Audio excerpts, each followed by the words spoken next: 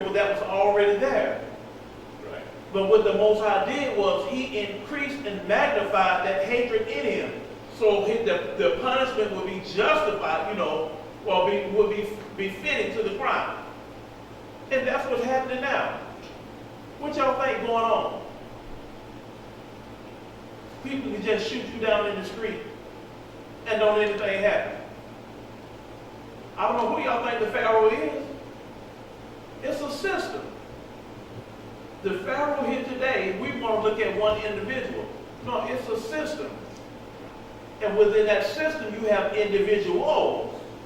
But they all have a common goal. And it's to do one thing: keep the children of Israel down. Destroy that seed. Destroy the construction of that home. And this is what we have to keep in mind. When you see people shoot you down and all of a sudden now you got a president who always comes screwing all kind of foolishness out his mouth and the people are falling for it, what do y'all think that is? That's Pharaoh's heart being hardened. The Most High is increasing all that hatred, that stuff that they've been able to hide and say wasn't in them in the past. With the coming of this president right here, y'all know that there has been an increased boldness within people. And they're not ashamed to tell you how they really feel and what they've been thinking all the time. Oh, yeah. It's Yahuah. We should be clapping our hands and thanking him. Because you have eyes to see what's going on. He's showing you. When you're able to see, what y'all think we have these records for, these writings? For us to be able to look back on and learn and see. Compare what was going on now, what's going on now to what was going on then. They've always been after the seed. They've always been want to destroy you. And that's what they're doing. They've never liked you. And now they're being bold where they show. What did Trump say the other week? He said they better vote him in a second term or what? There's going to be an uprising and all that. This is the kind of stuff that he does to put these messages into the minds of the people. And guess what? You'll see them out there clowning and acting a fool for real. And that's why we were saying that movie that we went to see, what was it, The Purge? Has everyone seen it already? No, don't say it. Did y'all get the message? He got the message. You still haven't seen it? Oh man, I'm telling you that haven't seen it, it was just bold. They just went there. And you got to watch these people. They were showing how even in the I don't even know what market this would be, but y'all know how they sell like the black face masks and stuff like that. They said these things are being purchased. Yes. They've been selling out left and right. Yes. Not only do they sell the masks, they sell the gloves with the sleeves. And they sell a lot of these killings that we see in Chicago and different places. They want to say they're gang related, but they're not. Yeah. You have these monsters purchasing this stuff. And if somebody drives out with a hood on, you see a black face and black hand, even if you see it, what you going to report? A black man with a hoodie on. And it's sold out. And this stuff is sold out. Y'all remember that man they caught robbing the bank? Right. And for a long time they couldn't catch him? Right. And he had went and bought one of those black masks and put up when and robbed the bank. And got away with it, but you know what happened? His own girlfriend called the police and said, She said, my boyfriend did that. She called the authorities and reported it. Yeah. And you don't think the Most High, she had enough something in her to right that wrong because an innocent black man. Did y'all see the black man that they had arrested for it? Yeah. Looked just like the mask. That innocent man. Matter of fact, when they showed the mugshot and the picture on the news, his own mama said, that's my son. His own mother identified the picture being her son. She was shocked and everybody else was shocked when the reports came out when that young lady called the authority and said, that was my boyfriend. He robbed. He did that, committed that robbery. But you have to be able to observe and watch the times that we're in. Know your surroundings. Know what's going on. Know what's going on. Go ahead. All these are the beginnings of sorrows. All of these are the what? Beginnings of sorrow. Then shall they deliver you up to be afflicted, and shall kill you, and ye shall be hated of all nations for my name's sake. No, you're going to be loved of all nations for his name's sake. Be hated. And see, that's the problem right there. We've been so conditioned that we just, let me tell you something, we are one of the most forgiving and loving people on this earth. I mean, to a fault.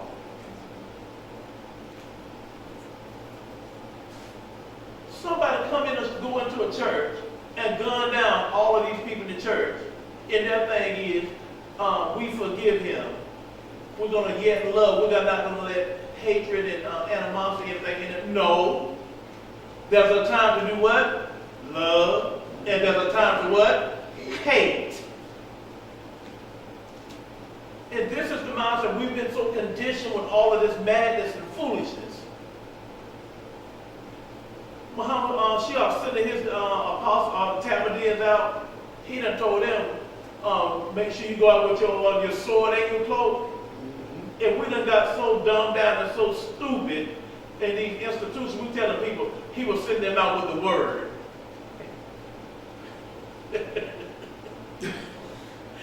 Because you know this is the word is sharper than a two-edged sword. And this is what they teach in the churches, that when he sent them out with, told them to take their cloak and their sword, that he was telling them to take the word with them.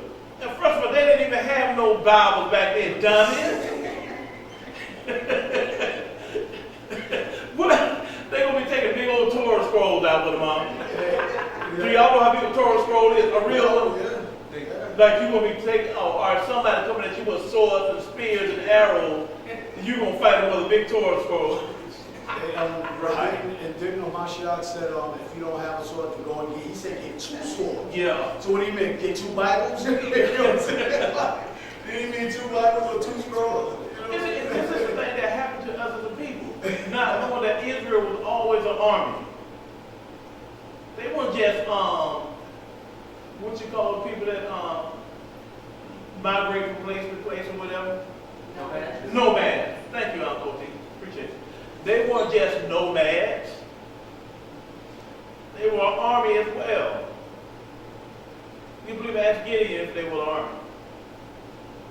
Ask Joshua if they were an army.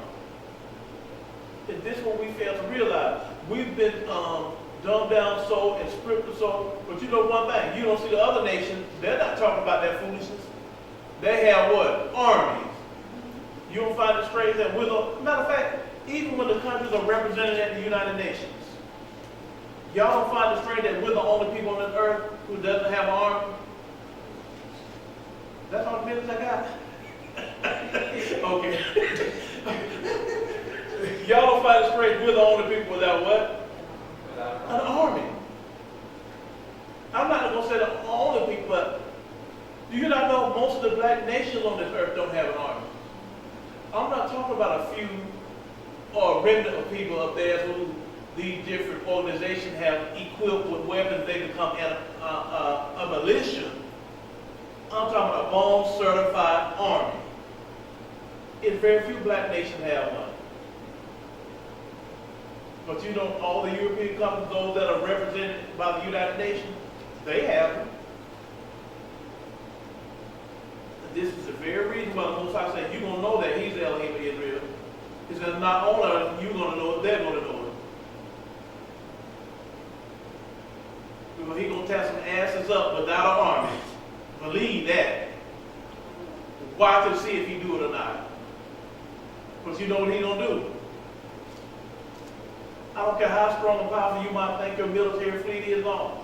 One thing that's always required for any kind of firepower, anything, is called energy. When that sun refuses to shine, when He stops it from glowing, you can hang all of that stuff up. Because He's going to do some things that He done told you. The elements are His army. Not only do He have physical malachim talking about all of the elements, all of this stuff is His. And He's going to use it on behalf of His people. You ain't got to worry about ships sailing over here with all these fleets of planes and stuff. You ain't got to worry about that. Because when he pushed the water back, they'd be sitting on dry land. He's going to prove himself to Israel. And the best way to do it is give these people, let them come out of obscurity without anything, without any kind of resources or weapons, anything. And all of a sudden, he establishes you to put you back on top. And then he fights for you. When the whole world's trying to figure out everybody being destroyed, you got them down with different famine, pestilence, disease. Why isn't anything happening to this group of people? They don't have anything. They're on the bottom, but they're the only people not dying. They're the only people with wealth or with something. What is it about them? He's going to prove you. He said, I'm going to esteem you before the eyes of the Gentiles. According to Isaiah, he said, I'm going to magnify you, and like they said in the word, he said, I'm going to glorify you right in the midst of them, right before their eyes. If you profane his name in the midst of them, right before their eyes, guess how he's going to esteem you? He's going to clean you up, clean his name up right in their midst. And when he esteems you as a people, you're going to be a sight to behold. Don't you know that's going to be the most shocking thing to the world? All these people, when they realize that these people that they've hung, burned, as the old folks say, sick their German shepherds on them, let the dogs shout them with fire hoses and all these things. Well, all of a sudden, you see these people being esteemed and realize that they are your salvation.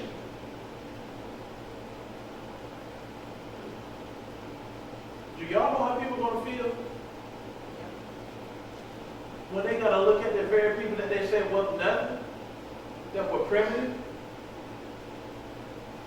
that were 3/5 human, that mimicked the mock, we call them what, monkeys and apes.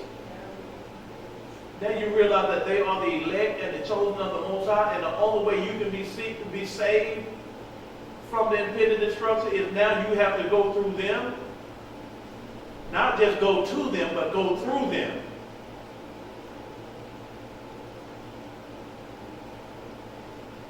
Go ahead, Aki. And then shall many be offended, and shall betray one another, and shall hate one another. And many false prophets shall arise, and shall deceive them. And because iniquity shall abound, and the love of many shall wax cold, but he that shall endure unto the end, the same shall be saved. Have y'all not seen this happen? The love of many has waxed cold. And this gospel of the kingdom shall be preached in all the world for a Sorry, witness. brother, this gospel what? Of the kingdom. Of the kingdom shall be what? Preached in all of the world for a witness upon all nations. And then shall the end come. Okay then. So the gospel of the kingdom, what did we say the gospel of the kingdom is? Repent for the kingdom of heaven. Repent for what? For the kingdom of heaven. The kingdom of heaven is what? Is, At hand and draweth nigh. The good news. And that message of the kingdom was to who? Because John called his people to repentance. His people were given the law. His people were given the Torah, the instructions. So the only people that will be turning back to that will be what? The people that it had strayed away from. Mashiyach said, "What? I'm sent only to who? The lost sheep of the house of Israel." His disciples as him, when would the kingdom be what? Restored back to who? Israel. When this message has been preached where? in all the world.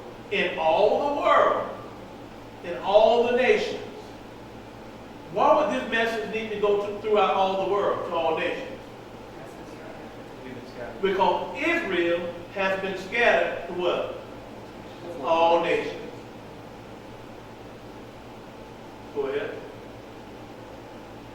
When ye therefore shall see the abomination of desolation spoken of by Daniel the prophet, stand in the Chadasha or holy place, whoso readeth, let him understand.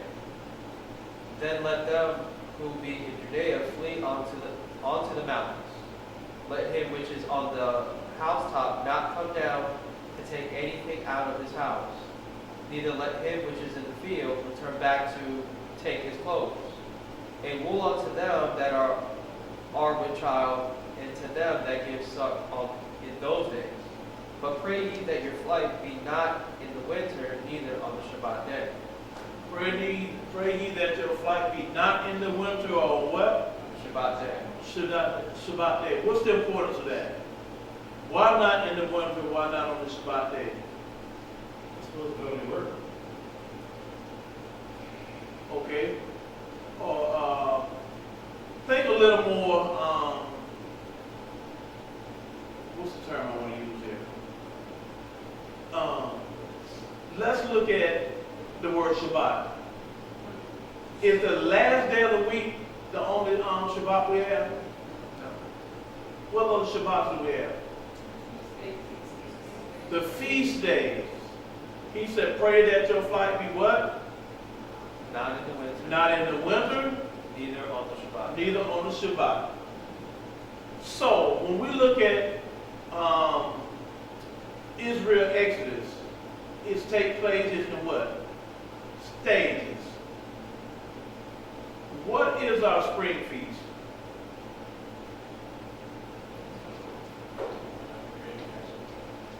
Huh? Passover, unleavened bread. So what do we particularly deal with during that time of the year?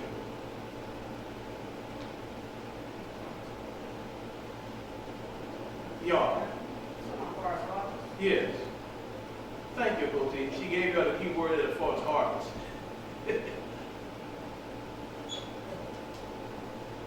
Well, if you do harvest, you automatically know what it is. Unleavened bread. What is bread made of? Rocks? Okay, wheat. Help out, Maureen. Wheat.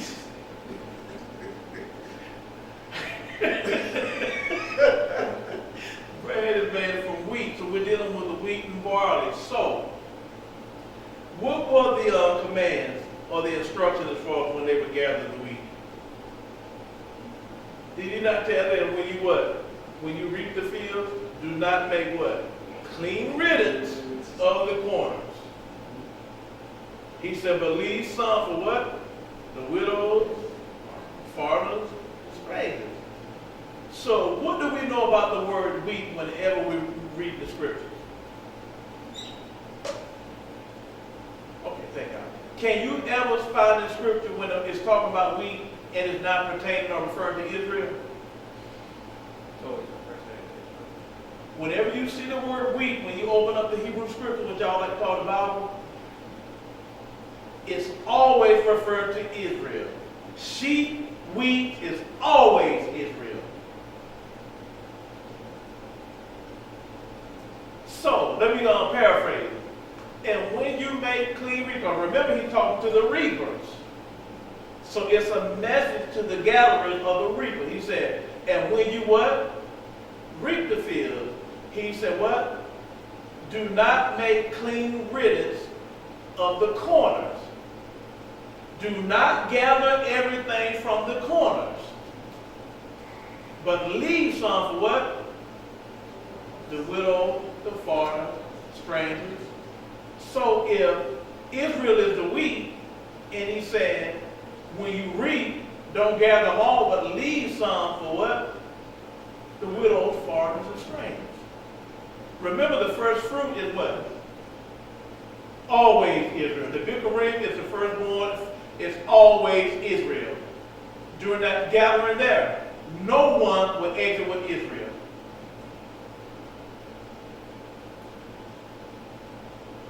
Israel is the first fruit. Israel is the Bikurim. Israel is what? The firstborn. So, with that, Israel only is gathered. But is that the only gathering? Matter of fact, we know that. We're going to get Isaiah 14, Zazakan, the warrior.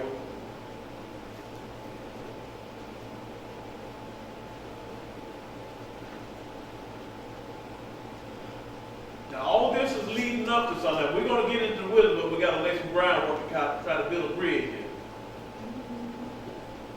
Be all right. Yahusha 14:1. For Yahuah will have mercy on your code, and will yet choose Yashra'al, and set them in their own land. He's going to choose Yahusha to do what? Set them in their own land. So we just got through talking about what? A gathering. Why is the wheat being gathered? Yep. And the stranger shall be joint with them. Stop. And the who? The stranger. And the stranger. Stop right there. And when you read, don't make clean riddance of the corner.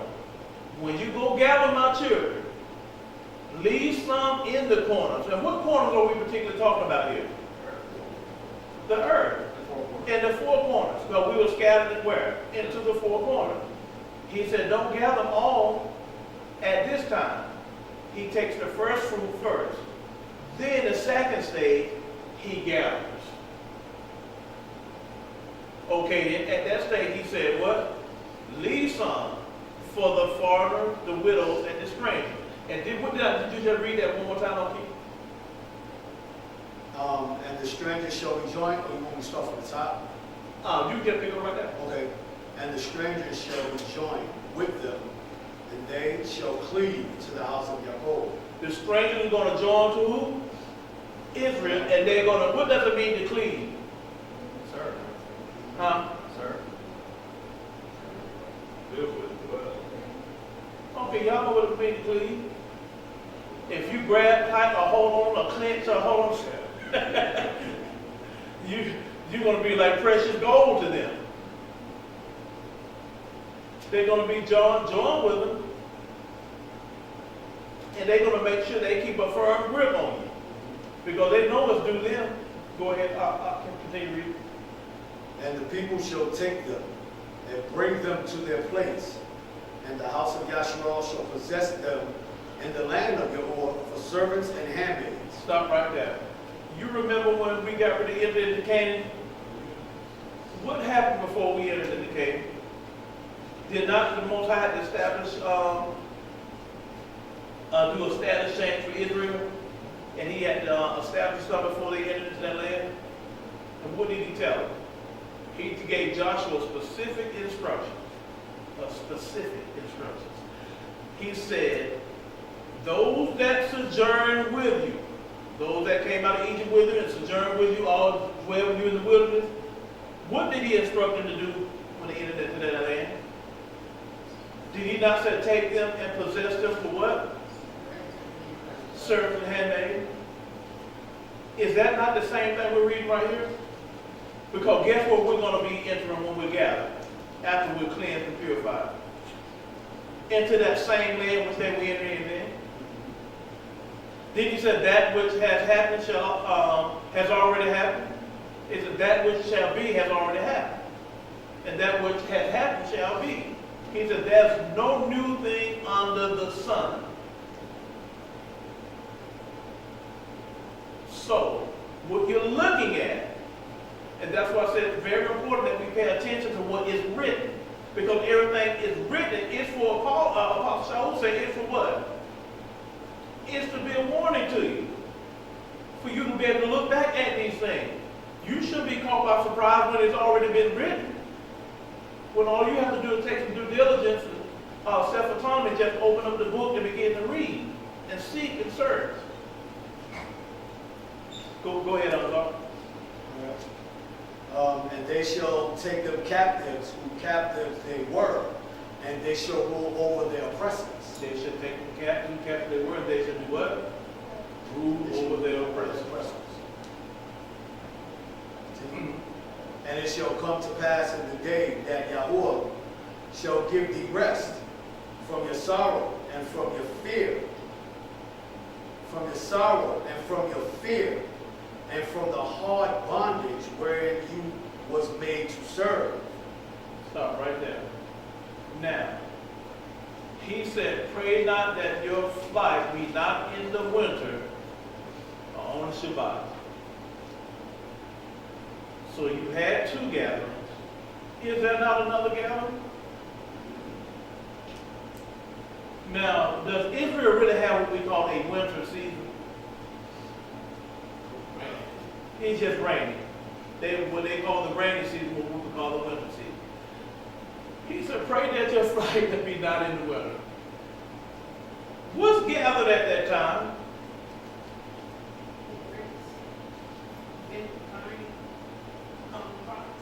Let's say it again, Coach E. Vine crops. And more specifically, what vine crops? Grapes.